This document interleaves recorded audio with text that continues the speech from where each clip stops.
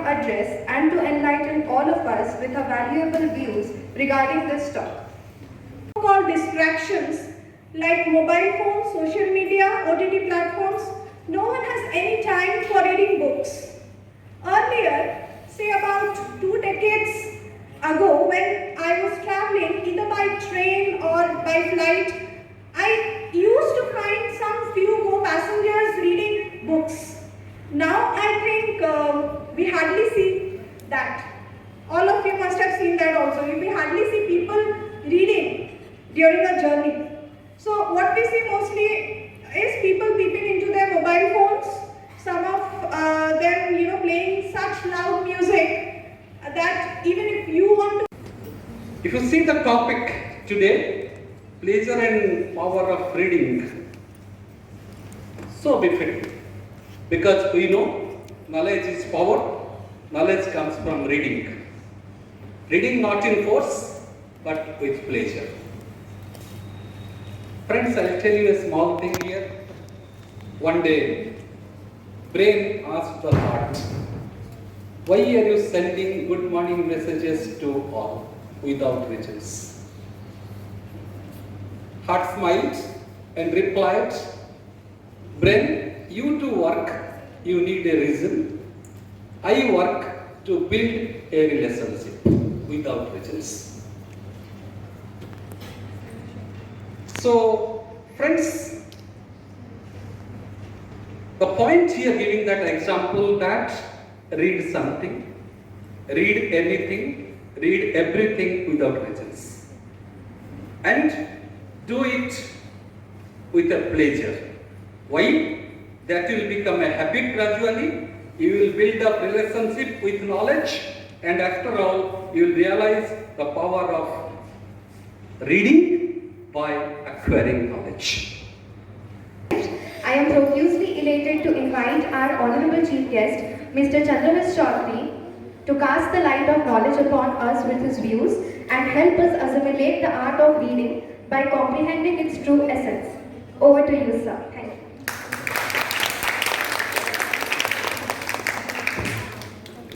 Thank you so much.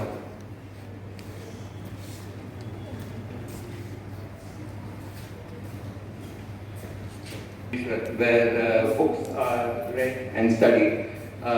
Thank you, Dr. Rasa, for inviting me. I want to both dhanyavad to Dr. Mishra as well. I think if there's one thing common to all of us sitting in the room today, 300 or 400 years down the line, people will look at us. We'll all just be dust. We'll be dust in the sands of time. But as a group, we will have one identity in the minds of people in the year 2400 or 500. And that, I think, is that we are all residents of the first century of Indian democracy. Somebody, even your grandmother, my grandmother and me, we're all different generations, but between 1947 to 2047, most of us will still be alive. We will have lived most of our lifetimes in that time, and the decisions that we make in this century will reverberate, on that will depend the quality of the society that we give down, pass down to your children and your grandchildren. And so actually, if you realize this, there's no time to get bored in life. If you feel bored, you've got to wake yourself up. Because there's so much to be done. And some of this you can get from reading, but I would encourage you, can there be a limit to what you can gain from reading? And my answer is yes, there is. At some point, only bookish knowledge is not enough, much though it is beautiful. And in the end, the best life is lived when you live from a combination of what you've learned from books and the self that you've become in engagement with the world. And that these two parts of your life are in sort of dialogue with one another. That you can go to a certain part of the country, meet a certain set of people, and come back and you have some questions about them. And then you can find the answer by seeking out different kinds of books. From those books, you'll have more questions. And then you go out again into the world to answer them. Yes. Thank you so very much, sir. It was definitely an illuminating oration. Thank you for enlightening us and broadening our perspectives and making us realize that how a simple thing as reading can be so quintessential in an individual's life and can be a necessary ally towards shaping a young person's mind and cognition. Thank you so much. What a character really believes, and to make a reader feel that they're not seeing it from my point of view but from the character's point of view is a source of great happiness for me. And so there are, in that sense, something again that seems to you futile or without a clear purpose right now, I think just around the bend is something deeper waiting for you. But you have done a lot of the work in getting there, so you just have to stay on. Huh? Anyone else? Yes. So that as a literary experience somehow gives us a sense of release. If reading was only meant to be about pleasure,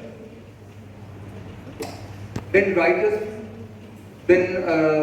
no woman would be able to write a novel protesting against a patriarchal system.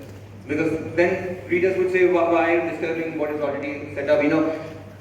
Reading is meant to be about pleasure in a wider sense of what pleasure means. A very important part of reading is to have your assumptions about life questioned or problematized. We may feel, many men in India feel, that even now when I go to weddings, the men will eat first and the women will eat later.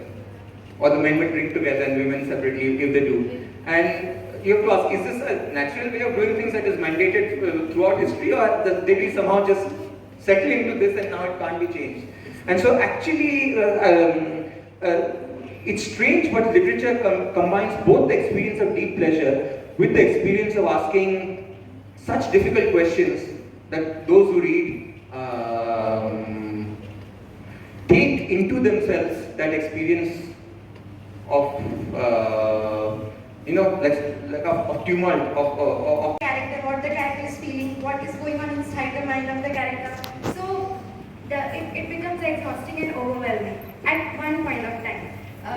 So if we get into so much of details, it affects us. How are we going to get how will we do the analysis and write proper answers? Wow, this is like a one-stop sort of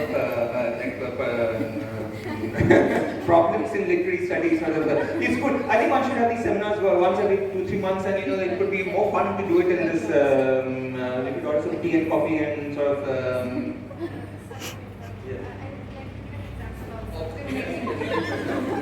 Give an example of the first point of literary. As you said about Virginia Woolf, the experience that we had while reading Mrs. Dalloway. I don't know if everyone had that experience or not, but at the end when she learned about the suicide of Septimus Smith, then whatever experience she had standing in her attic room in the balcony, that was very disturbing. And as you said that we must pledge that at least we will read one book in a week. So what if we are not able to get out of that book and go to another book?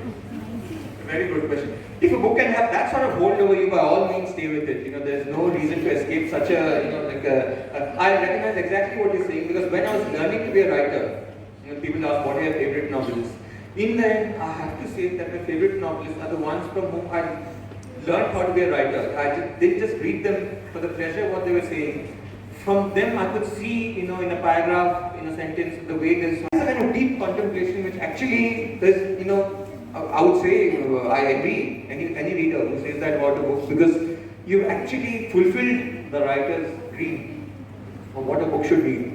That you can rest on that day in the contentment that you have redeemed the promise of the book itself. And then when you're ready to move on. As for your question about analysis, it is a problem, and you've heard of the 80-20 principle.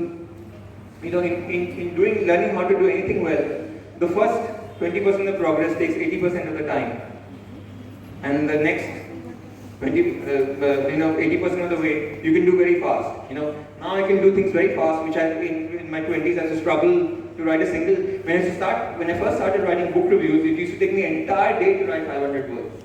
I keep cutting out, erasing a word, this and that. Then I found that I could knock it out much faster. So if you find the level of detail hard, it is understandable, because a novel has, I especially used to find novels hard because there's 60,000-70,000 words. Which are the important words in there? Which are the important sentences? Where do you find the theme, all the things they ask you in your question paper? What is the theme of A House of Mr. Biswas. But how are we supposed to know what is the theme? The writer never seems to have said it. You've got to find it. So all these are difficult questions.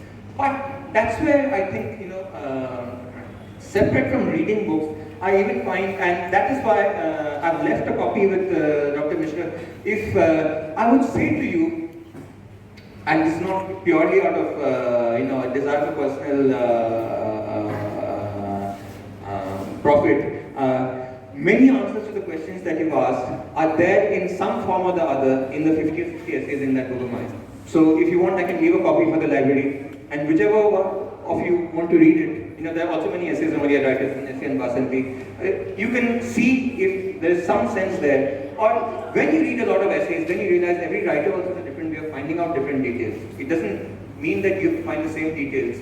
For instance, I think it's wonderful to just think about the opening sentences of novels. Just stop off at the first sentence. What do we know now? Where is the writer trying to take us? Could it have been written in some other way? Has the main character been introduced or not? Or do you start with the setting? There are so many questions that you can ask, even what a small piece of work. And the more you see other people do it, which is why I would say, in your reading, I really love reading books of essays by novelists and poets, because there is a combined sense of literary critical mind with the sense of a creator, which I think is a very, very nice position. It's like being on top of a mountain top to sit on. You have an analytical perspective, but you also have that creator sense of why somebody, that sense of empathy with another creator. Sit at a reason to call it. A book opens with this word. The line stops at here. That's right. Well, in a way, but what a role someone has written for you. And I find out her love of life is so vivid that I really enjoy being with her. But she says, I have one rule, I only do comedies. I believe life is hard enough anyway, there's no reason to make it harder by doing tragedies. Write me a comedy, I'll perform it. If you write me a tragedy, give it to someone else. And that is one very valid opinion, I find. That art is there to make life more livable, in order to make it more beautiful. Sadly, though, since life is so difficult in so many different ways for so many different kinds of people, if you only had that expectation from art that would make us, show us the beauty of life, that itself is liberation for them. So the object of reading about pain is not necessarily to seek pain, but it is to experience pain, or just to experience somebody else's pain, such that, by the way, I used to have a friend about whom I wrote a book, a Chinese restaurant, where you can buy this book. It's the cheapest of my books. I think it's only 250 rupees on Flipkart. Days of My China Dragon. He used to say that life is about, no word means something by itself. Every word has a meaning only in relationship to its opposite word. You actually only know what happiness is when you've gone through some very deep sadness. It's a dialogue in your head after which you have a full sense of significance of something, which means that for everything that you like, you have to have some sense of its opposite as well. And that is one reason, even if you have a very comfortable life, in fact, the more comfortable your life, the more it helps to seek some pain in literature. Then you have a sense of, a complete spectrum of human emotions. And some of us at some point of time, they face this term, nowadays they term it as writer's block. So is reading and writing interrelated in some way that one could overcome this phase of writer's block? If you could suggest that, how should one work on it? Very good question. Reading and writing, yes, they are interrelated, totally interrelated. And actually, there's two kinds of writing days I have. Those kinds of days when I have not spent the night before reading, and those days when I have. And usually I find when I get to a rhythm, after 1-2 months of work, after dinner I sit down to read in bed for an hour or so. And by the time I'm finished, I already know almost everything I want to write the next day. When I wake up, I'm very relaxed. I just need to fill in the blanks in a kind of way. I know exactly what points I want to cover. There's something about reading that the spaces between the lines are very big, and you will know this because sometimes when you read a very, very nice book, you just drift off into a thought of your own that the book has created, or your own life, or some memory of yours, and it can be 20-30 minutes before you come back. So that way I find reading, there's something so amazing. There's not just the world of the book, there's the world that the book releases that actually a bit of your own world, and there's a pathway even to that in reading. When we do that, and the other point is that usually books are written at a much higher. One of the problems, the difference between a musician and being a writer is that in the realm of music,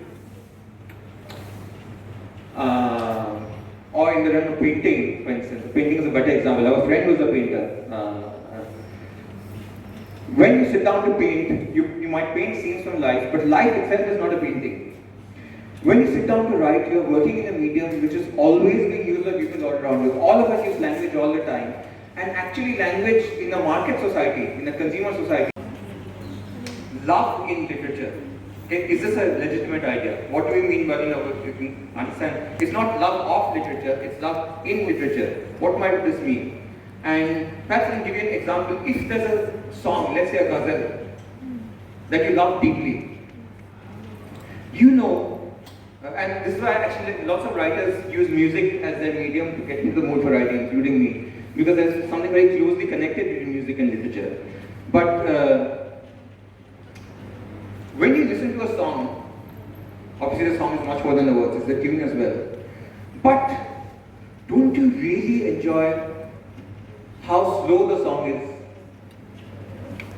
Isn't it wonderful when there's a space between the words where you both can meditate on the word that's just gone by, and you know what, if you know the song already, even though you know the song, you're waiting for that word to fall at the right time, in the right place. There's a sense of beauty and proportion about the way it's put together.